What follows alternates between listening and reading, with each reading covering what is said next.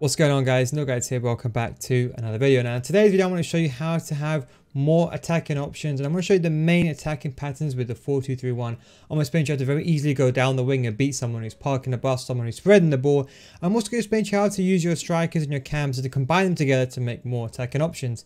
The 4-2-3-1 is a very attacking formation, but many players, especially below elite, they struggle to use it because they find there's no one available to pass to or is not attacking enough. So I'm going to explain to you these simple key tips that you can do to take the formation to the next level. If you do enjoy this video, don't forget I do stream on twitch.tv/NealGuides. Link will be in the description. Make sure you do follow and you do turn on notifications because I do be on the stream at sporadic times depending on my internet. But without further ado, let's go straight into the video.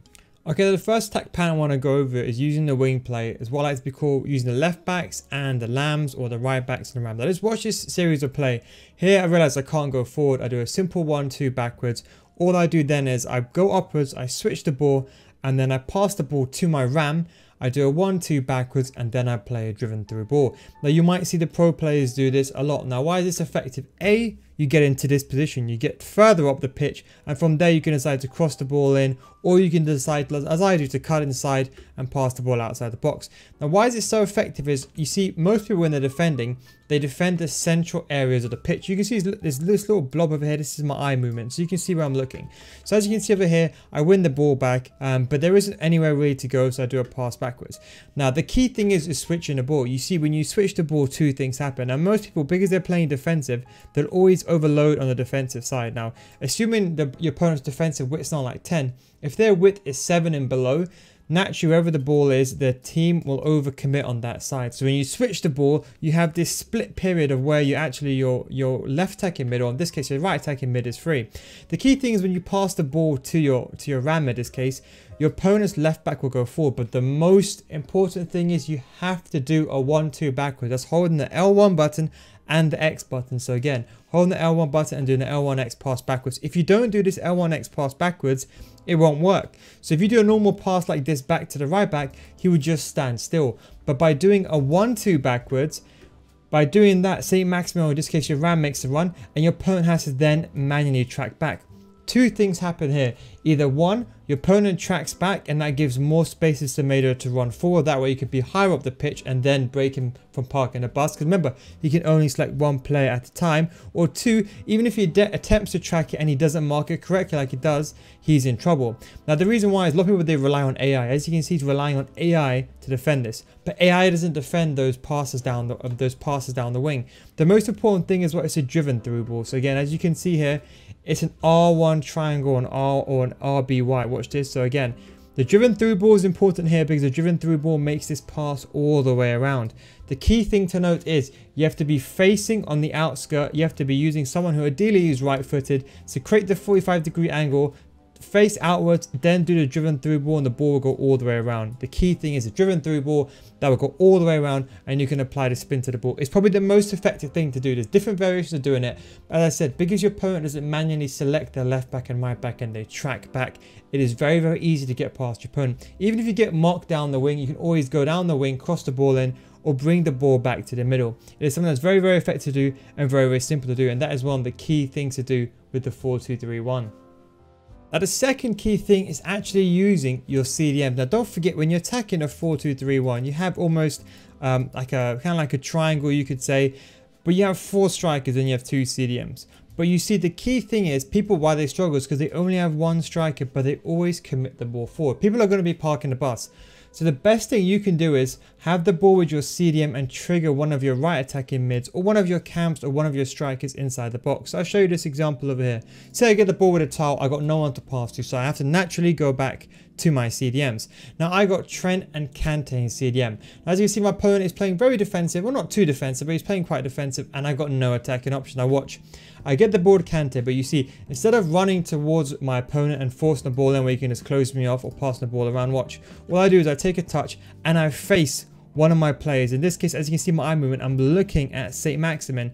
What I want is Saint Maximin to make a run in behind. So I very simply press the L1 button. Now pressing the L1 button, what you're doing is you're saying, okay, Saint Maximin, I'm saying with the right analog stick, with left analog stick, so I'm facing that player, I'm saying, okay, Saint Maximin, I want you to make a run in behind using the L1 button. Now watch, as soon as I press the L1 button, watch, Saint Maximin makes this run in behind. And I get the ball very easily, take a touch to Neymar, and it's a very, very simple goal. Now this is the most important thing. This is another thing that separates elite and goal players. It's the ability to understand the area, understand can you do nothing from the situation, and use the L1 button and the RB button, which is the opposite, to bring players forward. But in this case, the L1 button pushes this player forward. Don't forget, he's trying to man mark this passing lane with his CDM. But by pushing the striker forward, he then makes a mistake. He doesn't see it in time. And by the time he manually switches to his defender, it is too late, and I've already seen Neymar. So it's something very, very effective to do. You can do this on all areas of the pitch. I use it not only outside the box, but you can use it down the wing. You can also, in the first example, as I mentioned, you can also trigger your right wing or your right attacking mid forward using the LB or the L1 button. Just face the player with the left analog stick and press the L1 button. It's very, very effective, and it's very easy to almost break your opponent's defense because they're always marking the defenders. I mean, defenders are always marking your center mids, or you see them stop the ball going to your strikers. But if your striker makes the run manually and you force him to make a run, then your opponent is in a heap of trouble if he doesn't defend it right. So that is the second tip when actually attacking. Now, the third tip I want to talk about is the natural position of the 4-2-3-1, and it's doing 1-2 backwards. A lot of the time people get into the final third and they watch a top tier player or an elite player and they think, how come this player has so many attacking options, but when I'm in the same situation, I can't attack? And it's very simply because people are doing 1-2, is what I like to call bouncing the ball off the strikers. Now you see, what a traditional person will do is that when they get the ball over here, they will pass the ball naturally. As you can see, they'll make a normal pass. But you see, the difference is what a better player would do is if there is not a passing option forward, they won't force this pass. A lot of players, they force that pass because Neymar is the only option. And even if they do go backwards, they do a regular X or A pass backwards. Now, to some extent that is completely fine, but if you do a normal X pass backwards over here to Kante, what's going to happen is Kante is going to have the ball and the towel is going to stand still. But going back to the first example, if you do an L1 X pass backwards, then a towel makes movement. But why this is important, it's off the ball movement. You see, when a towel makes the run, not only does he run forward, but he also drags that defender with him. So a towel, as you can see, is running into this area, but he's also dragging the defender with him. So when you're defending against him, it's really hard because now you've created more space. So watch here. If a towel stood here in this situation and he didn't move, if I ended up getting the ball back, I'll be in trouble because I'll be encircled and this defender would be over here next to a towel. But by doing the 1-2 backwards, what I've done is I sent a towel on a run, and then his defender had to actually go with me, and that created more space for Tal to get the ball forward, and his defender is behind me. That's the key. By doing the 1-2, the defender has to overcommit because otherwise a Tal will be free to run into. Then you can acquire the ball higher up the pitch and then pass the ball to Neymar. But this happens a lot. Let's say, for example, like over here, if there's no one to pass to, again here, I'll do a 1-2 back to my CDM so Tal makes one. You see, look, now I've created more space for Neymar.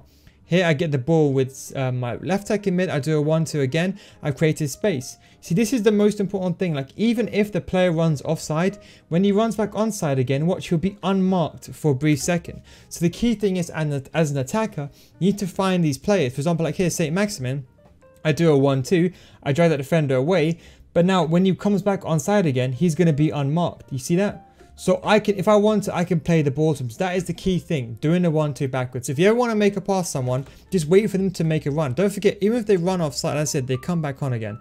Every single player that you pass to, once they run offside, they'll come back onside again, and for that split second, they'll be unmarked. So it's up to you to find that player. Is one of the most effective things to do. So if you're ever in trouble, just do a 1-2 backwards. But the most important thing is with a 4-2-3-1, never do a 1-2 with the CDM. So don't do an L1X with a CDM. Do an L1X with these guys. Do a 1-2 backwards. Do a 1-2 backwards or do a 1-2 backwards to your cam. But never do a 1-2 with your CDM, because your CDM will sometimes go forward, and if you do lose the ball, then you're in trouble. So keep these two CDMs in position, and you can always pass the ball back to them, and then there's your safety net. Only do the 1-2 with attacking players, not with the defensive players. The final thing I want to show you is patience. Now I think this is what also separates, I would say, even higher tier elite players and lower tier elite players and also gold players. It's the ability to be patient. Now I know you want to get the ball back and you want to go to attacking straight away. You lose the ball, or let's say you win the ball, so should I say, in your own half, and you get the ball back and you want to go to attack straight away. This is the wrong thing to do. Now obviously there's a counter attack option available. Like over here there isn't that many options. I get the ball with St. Maximin, but I realize there's nowhere to go. What a lot of players here is they force the ball forward. But you see what a better player will do, let's do a simple 1-2 backwards. Now this starts from part 1. Remember I said the 1-2 backwards with your lamb and your ram? And watch I pass to my right back and watch I start the attack the exact same way. The first 3 tips that I showed you, I incorporated them all together. Then once you get the ball down the wing, you're going to end up in a situation where your opponent's going to recover. Now the most important thing is to not rush. So again, incorporate everything again. Your opponent's going to park the bus. When you're outside this region, a lot of players, they panic. They panic and they start moving their CDMs out of position. The most important thing and the key thing you can do here is be patient. You'll see a lot of top tier players, they spend most of their time attacking in this area because your opponent is defending very well. But a lot of people you're going to be going up against, they're not going to be top tier elite players. They might be parking a bus, but just be patient. But the most important thing is the cam and a striker link-up play. Now, don't forget, in a 4-2-3-1, you're going to have your lamb, your ram, and your striker and your cam. The 1-2 and the link-up play between the cam and the striker is so effective. Now, although you don't have 2 striking options, the cam acts as a striker. I would recommend the long ball tactic. You know, when you have the ball, just dribble and just pass the ball around. Your opponent's going to open up space. Now, the perfect example of why this works so well is because you have a striker and a cam. The cam's going to be available for your 2 CDMs to pass the ball to, and then your striker is going to be just behind your cam. So whereas the 4-4-2, the difficulty is with the 4-4-2 is if you're playing the 4-4-2, the left mid and right mid are too far away and there's no one in the middle to kind of ignite the play together. But with the 4-2-3-1, because you got your cam just in front, it's much easier.